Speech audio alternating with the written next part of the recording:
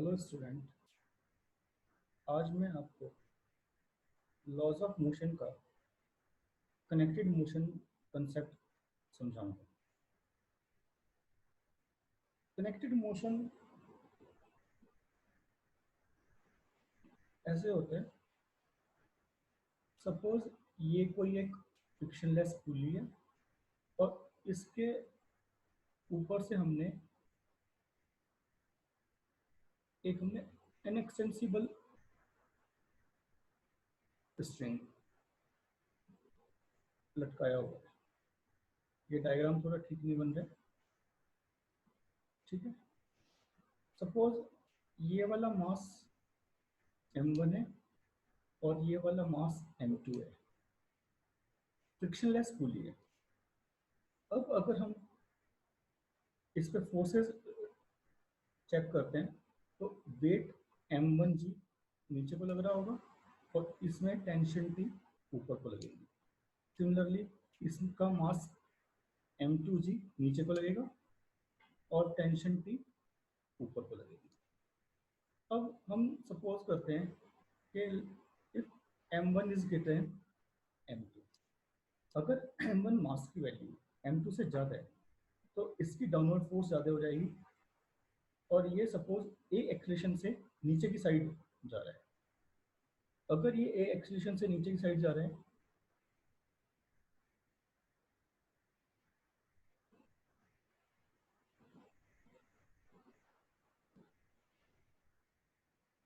तो ये है कि ये ए एक्सेलरेशन से नीचे की साइड जा रहा है, ऊपर की साइड जाएगा।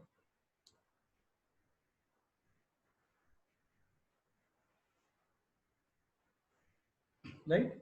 अगर ये नीचे की साइड आएगा तो ये ए एक्सेलरेशन से ऊपर की साइड जाएगा। अगर हम इस का फ्री बॉडी डायग्राम बनाते हैं, F B D free body diagram first का, तो ये मास m1 था, इस पे फोर्स डाउनवर्ड m1g लग रही है, ऊपर की साइड इसमें टेंशन T लग रही है और इसमें नेट फोर्स नीचे लग रही है और ये ए एक्सेलरेशन से नीचे आ रहा है। सिमिलरली अगर हम इस बॉडी का एफबीडी बनाते हैं, फ्री बॉडी डायग्राम, तो उसका फ्री बॉडी डायग्राम ये बन जाएगा।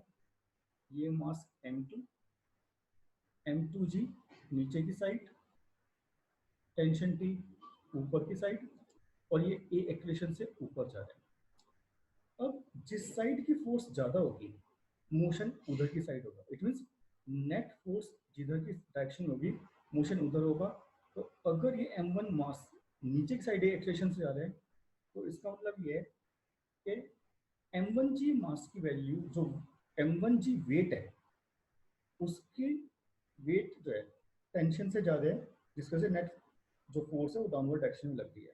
तो अगर हम यहाँ पर लिखते हैं तो इक्वेशन बन जाएगी हमारी m1g minus T net force होएगा। m1g minus T net force है और नेट फोर्स किसके को आएगी m1a के। ये हमारी फर्स्ट इक्वेशन हो गई। अब अगर हम सेकंड उसमें देखते हैं m2 मास के लिए, ये ए एक्सेलरेशन से ऊपर जा रहा है। इट मीन्स नेट फोर्स इसमें ऊपर की साइड लग रही है। It means upward force minus downward force is equal to net force.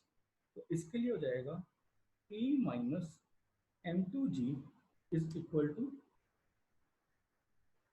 m2a। ये second equation.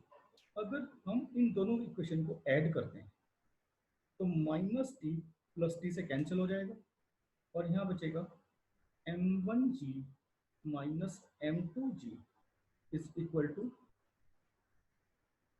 m1a plus m2a। यहाँ से हम g कॉमन ले सकते हैं। ये हो जाएगा m1 minus m2 is equal to, यहाँ से हम a कॉमन ले सकते हैं m1 प्लस m2। तो a की वैल्यू जो एक्सेलरेशन a है, a की वैल्यू हो जाएगी a is equal to m1 minus m2 into g upon m1 plus m2।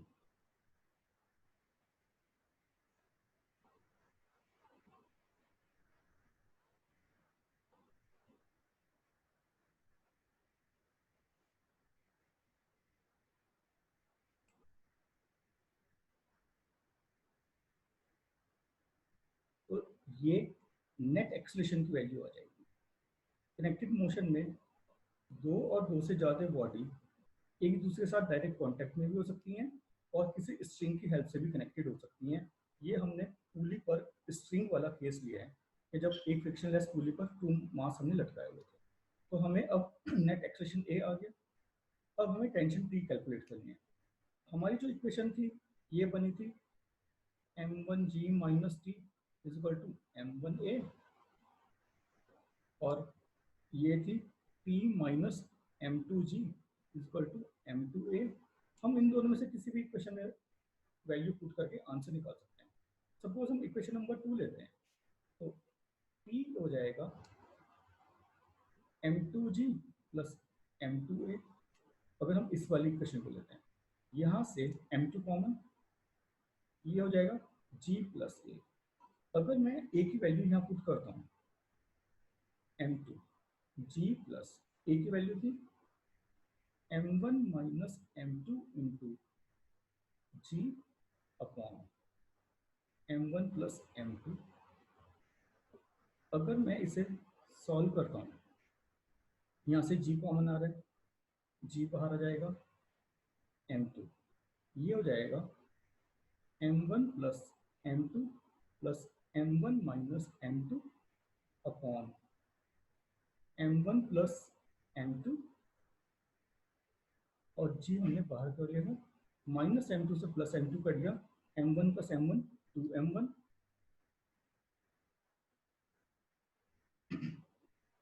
तो इसे हम लिख सकते हैं m2 2m1 g upon m1 plus m2। तो टेंशन का फॉर्मूला हो जाएगा 2m1 m2 g upon m1 plus m2। तो इस टाइप से हम टेंशन भी कैलकुलेट कर सकते हैं और एक्सेलरेशन भी कैलकुलेट कर सकते हैं। ये कनेक्टेड मोशन का पुली वाला केस था, जब एक फ्रिक्शनलेस पुली पर हमने इनएक्सटेंसिबल स्ट्रिंग की हेल्प से 2 मासेस लटकाए m1 m2, और हमने सपोज करा कि m1 is greater than m2। m1 की वैल्यू m2 से ज़्यादा थी, इसलिए m1g की वैल्यू ज़्यादा होगी, और इस वजह से m1g इस वाले केस में नेट फोर्स डाउनवर्ड डायरेक्शन में लगेगी। हमने m1g minus T equal to m1a, net force होती है m1a। तो दोनों फोर्सेस का डिफरेंस, क्योंकि फोर्स वेक्टर क्वांटिटी है, एक ही पॉइंट पे 2 फोर्सेस लगते हैं तो अपोजिट हम उन्हें सब्ट्रैक्ट करते हैं। जिधर फोर्स ज़्यादा थी मोशन उधर होगा। तो m1g की वैल्यू ज़्यादा होने की वजह से डाउनवर्ड मोशन था या डाउनवर्ड मोशन है, इसलिए m1g की वैल्यू ज़्यादा है। तो m1g minus T equal to m1a, और दूसरे वाले में ऊपर की साइड मोशन था, it means net force upward direction में, तो t minus m2g equal to m2a। और इस टाइप से हमने कनेक्टेड मोशन का पुली वाला केस। अब सपोज हम सोचते हैं कि सपोज हमारे पास कोई 3 मासेस हैं। सपोज ये m1 है, ये एक स्ट्रिंग की हेल्प से, ये m2 और ये m3, ये कोई 3 मास लगे हुए हैं। अब हमने सपोज करा कि एक फोर्स F लग रही है जो M इस पूरे सिस्टम को खींच रही है। ये एक सरफेस पे रखे हुए हैं सब,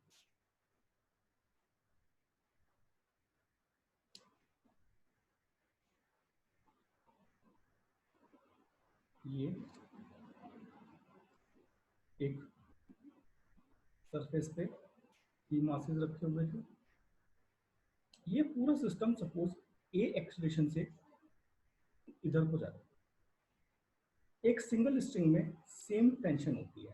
तो एक स्ट्रिंग ये है, तो यहाँ पे T1 और यहाँ पर T1 टेंशन हो गई, यहाँ पर T2 टेंशन हो गई। अब ये जो फोर्स है, ये तीनों जो मासेस हैं उन्हें खींच रहा है। तो जो नेट फोर्स हो जाएगी, फोर्स ये हो जाएगी मास इंटू एक्सेलरेशन, तो इन तीनों का मास m1 m2 m3, इन तीनों का सम इंटू ए एक्सेलरेशन से ये जा रहा था। नेट फोर्स इसे तीनों मासेस को खींच रही थी, क्योंकि ये फोर्स तीनों खींच रही है तो इसमें तीनों का मास का सम इंटू एक्सेलरेशन, तो जो ए की वैल्यू है वो हो जाएगी F upon m1 plus m2 plus m3। क्योंकि यहाँ पर कोई अपोजिट फोर्स नहीं थी तो ये नेट फोर्स F से खींच रही थी। अब अगर हम T1 को देखते हैं, ये जो T1 फोर्स है, T1 m2 और m3 को खींच रहा है, तो हम ये कर सकते हैं कि T1 किसे किसे खींच रहे हैं, m2 और m3 को, तो ये नेट फोर्स का इक्वल हो गया।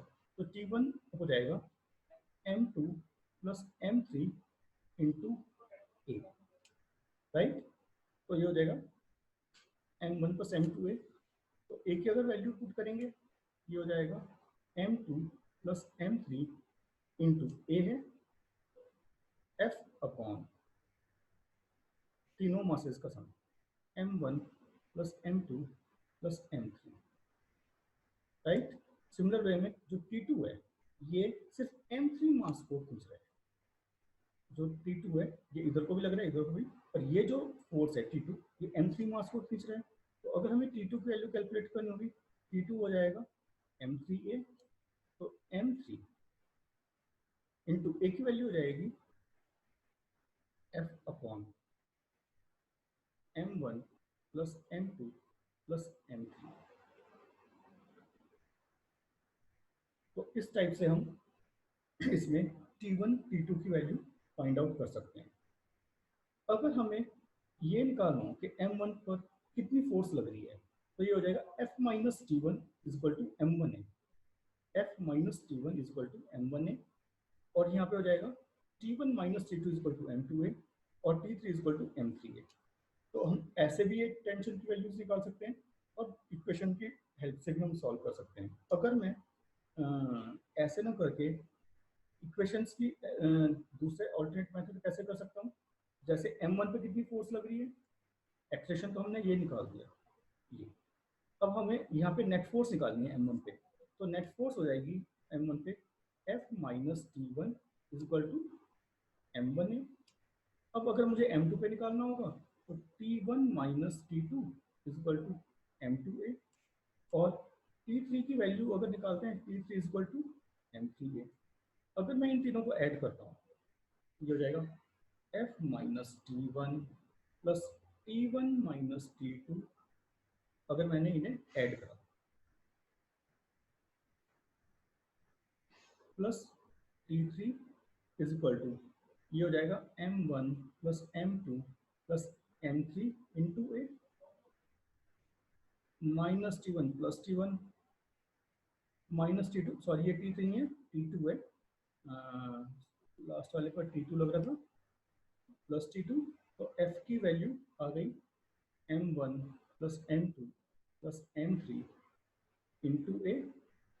तो भी एक्सेलरेशन की वैल्यू सेम आएगी जैसे हमने पहले करा था, F upon m1 plus m2 plus m3, right. ये वाला फॉर्मूला और ये वाला फॉर्मूला सेम है, तो आप दोनों में से किसी भी मेथड से ये सॉल्व कर सकते हो। जो मैंने ऊपर वाला फॉर्म ट्रिक बताई है, ऊपर वाला मेथड वो ज़्यादा इजी लगता है, तो आप दोनों में से किसी भी तरीके से इसे सॉल्व कर सकते हो। कनेक्टेड मोशन का एक केस ऐसे भी होता है, सपोज कोई 3 ब्लॉक्स हैं और ये एक दूसरे के साथ कांटेक्ट में रखे हुए हैं, फर्स्ट ब्लॉक, सेकंड ब्लॉक और ये थर्ड। सपोज इसका मास m1 है, इसका मास m2 है और इसका मास m3 है, और इस पर नेट फोर्स लग रही है F। सपोज ये सिस्टम ए एक्सेलरेशन से इधर को जा रहे हैं राइट। तो ये जो F फोर्स है ये कितने मासेस को पुश कर रहे हैं, ये F फोर्स इन तीनों मासेस को पुश कर रहे हैं। अगर हम देखते हैं F फोर्स तीनों मासेस को पुश कर रही है, तो F फोर्स नेट फोर्स हो जाएगी total mass, it means m1 plus m2 plus m3 into a. तो एक्सलेशन ए जो हो जाएगा ये हो जाएगा F upon m1 plus m2 plus m3, right. Similar रहेगा। अब क्योंकि जो m1 मास है ये m2 को पुश कर रहे हैं, तो ये हो गया सपोज F21, तो इधर को एक्शन रिएक्शन लगेगा, ये लगेगा F12। तो अगर हमें F21 की वैल्यू निकालनी है, force on two due to 1, F21 कितना लग रहा है, ये F21 force on two due to 1, तो ये F21 2 और 3 को पुश कर रहा है। इट मीन्स इस पे जो फोर्स लग रही है F21 ये 2 और 3 को पुश कर रहे हैं, तो ये हो जाएगा टोटल मास इंटू एक्सेलरेशन, और ये हो जाएगा m2 प्लस m3 इंटू ए की वैल्यू मैं पुट कर देता हूँ f upon m1 plus m2 plus m3, right. तो ये आ जाएगा F21 force on two due to 1, जो फोर्स इस पे लग रही है। तीनों ब्लॉक्स पे अलग अलग फोर्स लगेगी। m1 पे नेट फोर्स F लग रही थी, राइट, ये तीनों कर रही थी। m2 पर m1 जो फोर्स लगा रहा था वो m2 और m3 को पुश कर रहा था, और m2 जो है वो m3 को पुश करेगा। तो अगर हम देखते हैं 3 पर जो फोर्स लग रही है F3 due to 2, F32, F जो है 32 फोर्स ऑन 3 ड्यू टू 2, ये कितना हो जाएगा मास ऑफ 3 इंटू एक्सलेशन। तो ये F32 जो है थर्ड ब्लॉक को ही मूव करा रही है, तो m3 इंटू ए, तो ये हो जाएगा m3 इंटू एक्सलेशन की वैल्यू हो जाएगी f upon m1 plus m2 plus m3। तो इस तरीके से हम तीनों ब्लॉक्स पे जो फोर्सेस लग रही है उसे कैलकुलेट कर सकते हैं। ये जो F थी ये नेट फोर्स थी। अगर हमें m1 पे जो फोर्स लग रही है वो निकालना है सिर्फ m1 पर, तो अगर हमें फोर्स m1 पे निकालनी होती है तो इस पे नेट फोर्स हो जाएगी m1 इंटू ए, राइट। ये नेट फोर्स हो जाएगी m1 इंटू ए।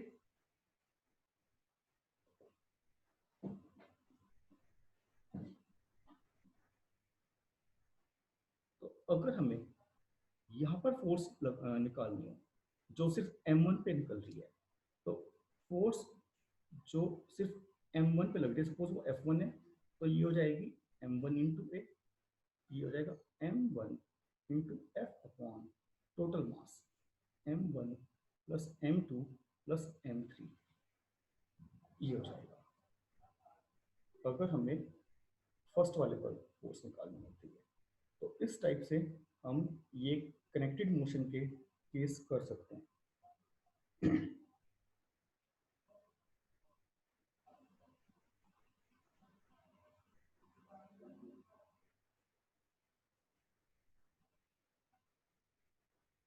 राइट, तो ये जो फोर्सेस है